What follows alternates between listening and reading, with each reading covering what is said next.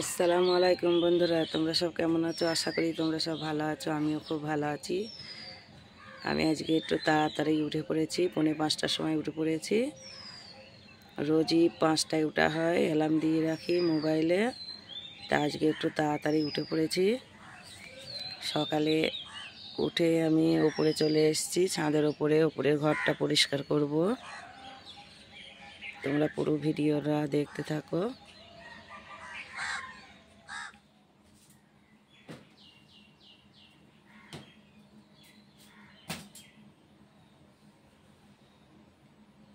বন্ধুরা, তোমরা তো দেখেছিলে কালকে যে আমি এই ঘরটা পরিষ্কার করেছিলাম। আজকে মেয়েরা এই ঘরে ঘুমায়নি, আমাদের সঙ্গে নিচেই ঘুমিয়েছিল। তা আমি আজকে প্রথমে এই ঘরটা পরিষ্কার করব, তারপর টিনের ঘরটা পরিষ্কার করব, সিঁড়ি ঘরটা পরিষ্কার করব, ঝাঁট দিয়ে নেব পুরোটা, তারপরে নিচে যাব। চলো।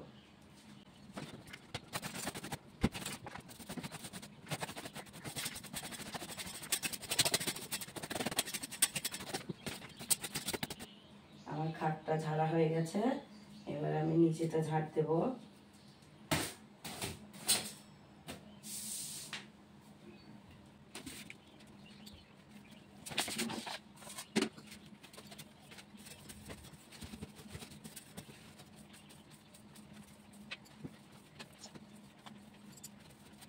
তোমাদের তো কালকে বলেছিলাম যে খাটের নিচে ঢুকতে আমার খুব কষ্ট হয়, শুয়ে পড়তে হয়, তবে এখানে ঝাঁট দেওয়া যায়।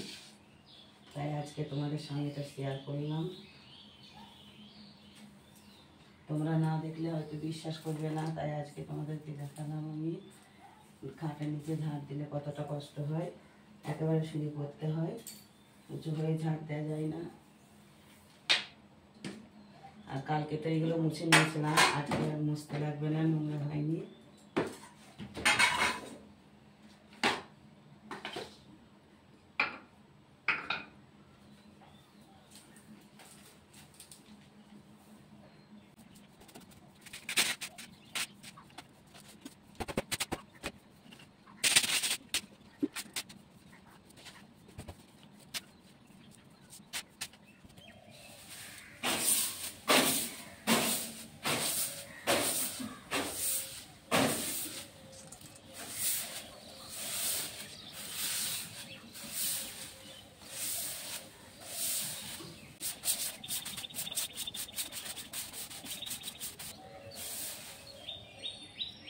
হ্যাঁ বন্ধুরা, আমি তো তখন তো দেখলে আমি উপরের ঘরটা ঝাঁট দিচ্ছিলাম, উপরের ঘরটা ঝাঁট দেওয়া হয়ে গেছে, টিনের ঘরটাও ঝাঁট দেওয়া হয়ে গেছে। আর এই ছাদটা এখন ঝাঁট দিচ্ছি। উপরের ঘরটা যখন ঝাঁট দিয়েছিলাম তোমাদেরকে শেয়ার করিনি, ওটা ঝাঁট দিয়ে নিয়েছি। তারপরে তোমার এই ছাদটা ঝাঁট দেওয়া হয়ে গেছে। এবারে চলো সিঁড়ি ঝাঁট দেবো। আর এই জামা দুটো ঘরে ছিল, এইখানে এনে এই দুটো আগে মেলে দিয়েছি। আবার পরে যেগুলো ভিজে আছে সেগুলোকে আবার পরে মেলবো রোদ উঠলে। চলো।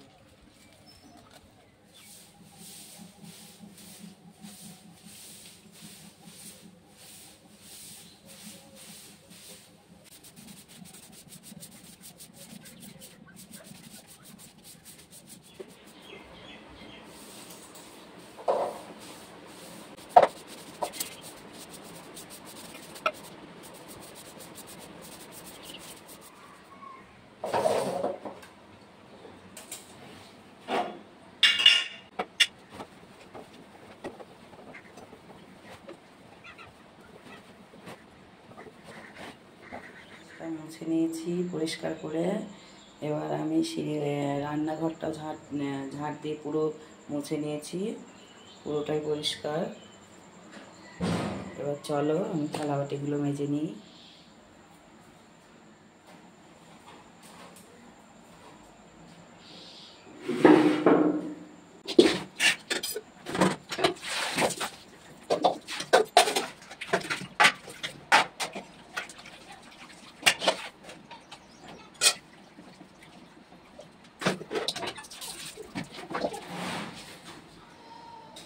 বন্ধুরা, তোমরা তো দেখলে রান্নাঘরটা মোছা হয়ে গেছে। তারপরে আমি এই গেটটাকে ঝাঁট দিয়ে নিয়েছি। বাইরে তো আমাদের উঠোন নেই, অল্প একটু জায়গা আছে, তাই ওইখানটা তো ঝাঁট দিয়ে নিয়েছি। এবার আমি এই থালা বাটিগুলো মেজে নিই। চলো।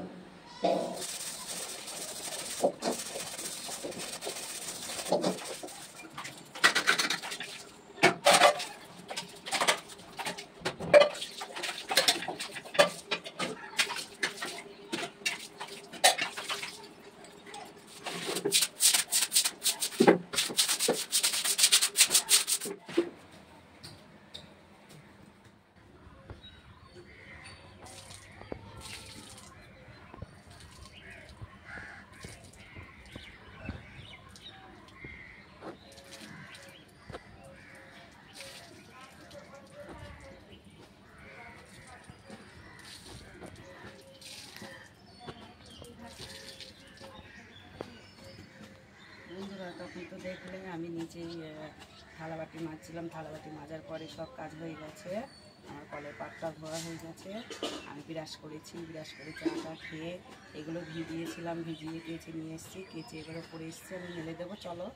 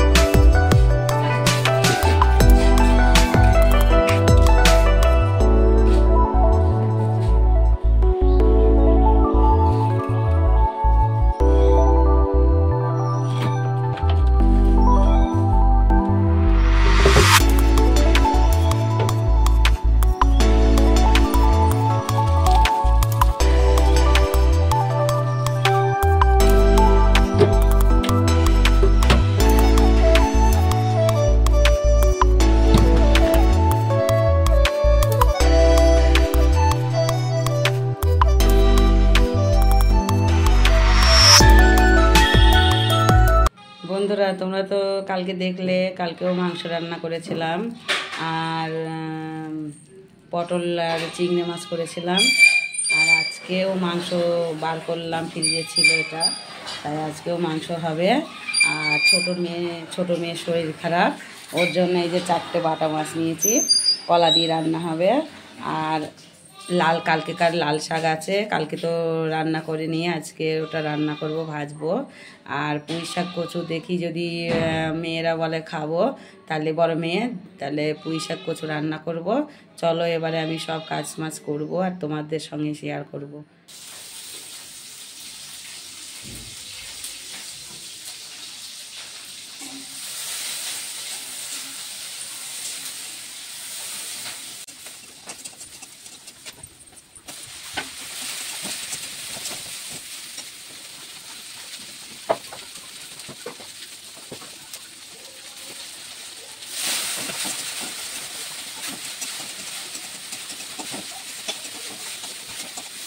আমি বাটা মাছ নিয়ে এসেছিলাম, থেকে মাংস বার করেছিলাম, গরুর মাংসটা রান্না হবে। আর ছোটো মেয়ের শরীর খারাপ, কলা দিয়ে বাটা মাছটা নিয়েছিলাম মেয়ের জন্য, তাই বাটা মাছ দিয়ে কলা দিয়ে হবে। আর এই লাল শাক আজকে ভাজা হবে, এই আমাদের রান্না। আর আজকেও অল্প কটা ভিতরে তারপর আমাদের সঙ্গে সব প্যাকেট করে এখান থেকে ভাত বসিয়ে দিচ্ছি। আর এটা কলা দিয়ে বাটা মাছ রান্না হবে, তারপরে মাংসটা হবে, তারপরে শাকটা হবে। চলো তোমরা দেখি।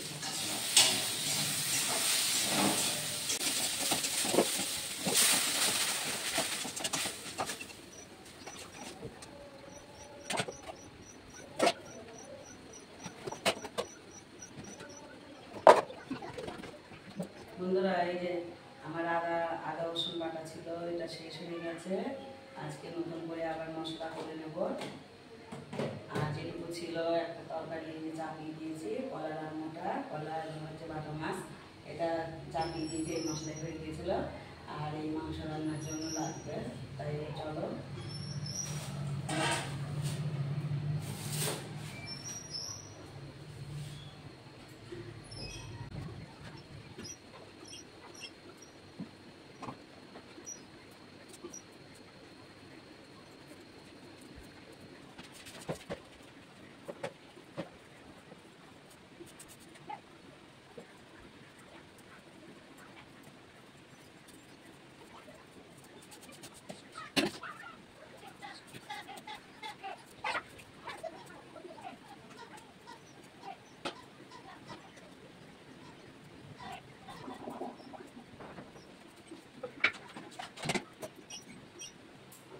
বন্ধুরা, এই যা আদা রসুন ছেঁড়া হয়ে গেছে। এবার আমি চলো মিক্সার করে নিই।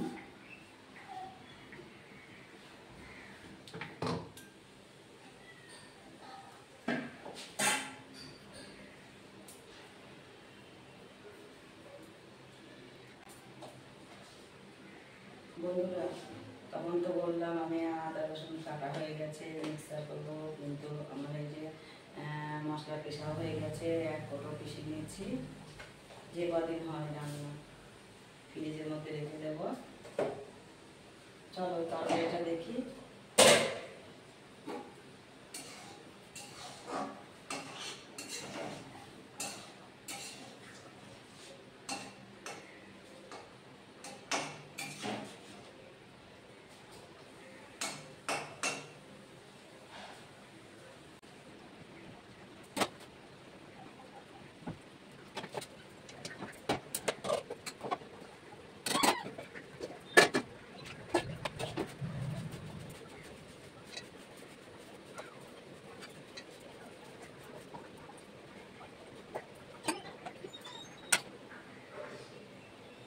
দেখো বন্ধুরা, এই গোশটা তখন কাটা হয়নি, ফ্রিজ থেকে বার করে একবার ধুয়ে নিয়েছিলাম, এখানে রেখে দিয়েছিলাম। এখন একবার কেটে নিয়ে আর একবার ধুয়ে নিচ্ছি।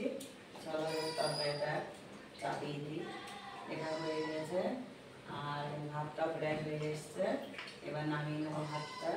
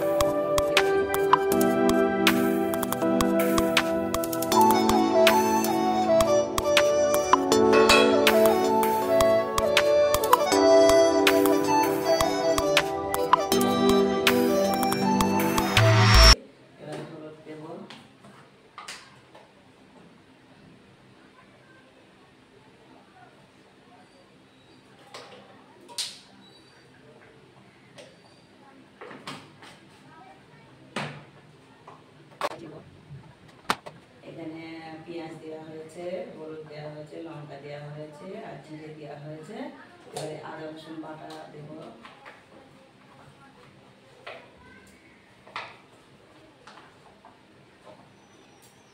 এই কোটোটা এক কোটো মশলা ছিল, এটা শেষ হয়ে গেছে। আজকে এই কোটোর মশলাটা আজকে পিষেছি।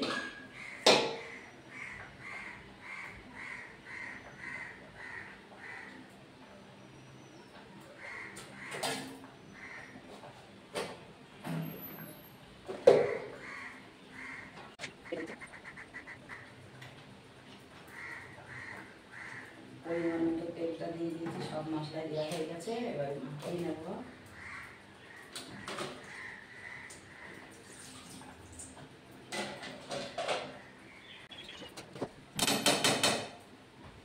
বন্ধুরা, তোমার দাদা এইভাবেই আমাকে বলে মাংস রান্না করতে। একে বলে হাত বসা মাংস রান্না করবে, তুমি এইভাবে মাংস রান্না করো। এইভাবে মাংস রান্না করলে খুব ভালো লাগে। আর আজকে ভাবছি আলু দেবো না, এতে কচু দেবো যে একটা।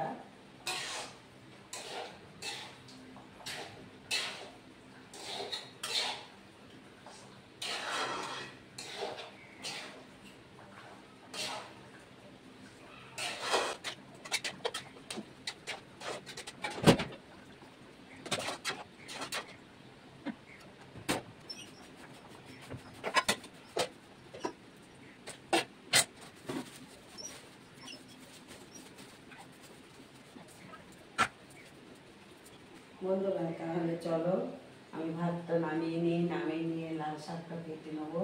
চলো তাহলে আমি আসছি আবার। তখন তো দেখলে আমি রান্না করছিলাম, মাংস কচু দিয়ে রান্না করেছিলাম, আর ওই লাল শাক ডাল ভাজা করেছিলাম, কলা দিয়ে বাটা মাছ রান্না করেছিলাম। তাই তোমাদের সঙ্গে সবটা শেয়ার করতে পারিনি, অনেক কাজের জিনিস ছিল আমার, তাড়াহুড়ো করে মেয়েরা কেউ বাড়ি ছিল না, ফোনটাকে ধরে দেবে, তাই আমি স্ট্যান্ডে ফোনে রেখেছিলাম, অন্ধকার লাগছিল বলে আমি আর করিনি। তা আমার সব কাজ হয়ে গেছে। হয়ে যাওয়ার পর আমি রান্নাঘরটা মুছে নিয়েছি, ঘরগুলো সব মুছে নিয়েছি, মুছে যে থালাবাটিগুলো একটু হয়েছিল সেগুলোকে মেজে নিয়েছিলাম, মেজে গা ধুয়ে নিয়ে আমি জামা কাপড় সব মিলে এই উপরে এসেছি, বালিশের ঢালাগুলো লাগাবো। এবার আমি খাওয়া দাওয়া করবো, চলো আমি আবার আসছি। তখন তো দেখলে আমার সব রান্না হয়ে গেছিলো, রান্নার পরে আমি গা ধুয়ে আমি আমার মেয়ের কাছে বসেছিলাম। তারপরে এবার আমার মেয়ে আর আমার ভাত বেড়ে নিয়েছি, এবার চলো আমরা খেয়ে নিই, পরে আসছি। তখন তো দেখলে তোমার দাদা বাড়ি ছিল না, বাড়ি এসেছিল, মেয়ের জন্য দই নিয়ে এসেছিলো, আর আমার জন্য এই যে পানি নিয়ে এসছে, আমি খাবো। তোমার দাদা ভাত খেয়ে ঘুমিয়ে পড়েছে, আর আমি আর আজকে আর ঘুমাইনি। তা আমার এই ভিডিও যদি ভালো লাগে একটা লাইক কমেন্ট শেয়ার করো, আমার পাশে থেকো, আমাকে সাপোর্ট করো। এখন আমরা এই পানটা খেয়ে নেবো। খুদা হাফেজ।